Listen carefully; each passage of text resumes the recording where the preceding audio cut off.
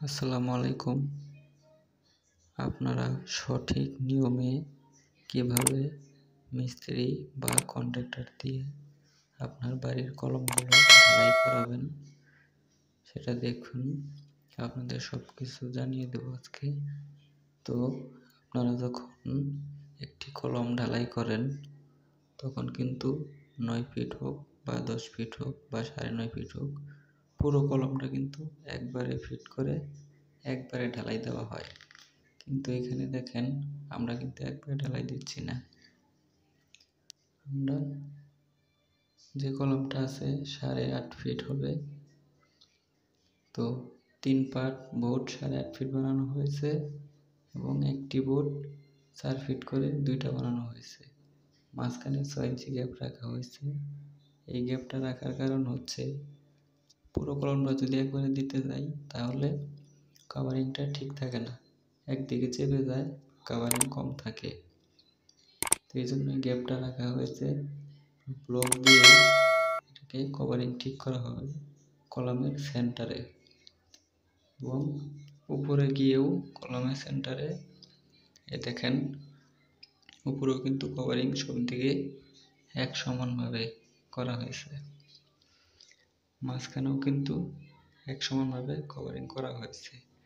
যদি এই বোর্ডটা ডাইরেক্ট দিতাম তাহলে শুধু উপরে কভারিংটা ঠিক হতো, নিচে ঠিক হতো না। নিচে কিন্তু এইভাবেই থেকে যেত। তো দেখেন এই গ্যাপটা দেওয়ার কারণ হচ্ছে মাঝখানে কভারিংটা ঠিক রাখার জন্য। তো দেখেন এখানে মাঝখানে কভারিংগুলো ব্লক দিয়ে বেঁধে এখানে দেওয়া হয়েছে। ব্লকগুলো গুণা দিয়ে বেঁধে মাঝখানে কভারিংগুলো ঠিক করা হয়েছে। আর যদি মাঝখানে গ্যাপটা না রাখা হয় তাহলে পুরো কলমটা একবার ঢালাই দিলে তাহলে মনে হয় এই জায়গায় কভারিংটা ঠিক থাকে না।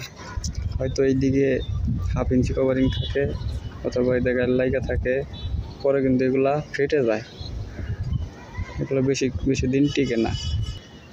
তো আপনারা যারা এই কলম ঢালাই করবেন এইভাবে ঢালাই করবেন, সুন্দর হবে। দেখেন সব কয়টা কলমে একই সিস্টেম করা হয়েছে। তো আপনারা এই সিস্টেমে কলম ঢালাই করবেন। এই মাঝখানের এই নিচের ঢালাই হলে এই জায়গাটা আটকাই দেওয়া হবে, আটকাই দিয়ে আবার উপর থেকে ঢালা হবে করতে করে।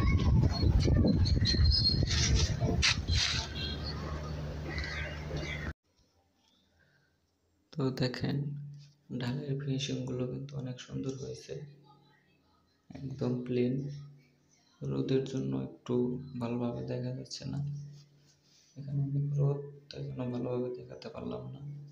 এখানে কিন্তু অনেক সুন্দর হয়েছে ঢালাইগুলো, আপনারা দেখতেই পাচ্ছেন। আর এই যে মাঝখানে এটা দেখতেছেন, এটা হচ্ছে আমরা যে জয়েন্টটা রাখছিলাম মাঝখানে 6 ইঞ্চি গ্যাপ, সেই গ্যাপটা এটা। দেখেন ঢালাইগুলো কিন্তু অনেক সুন্দর হয়েছে।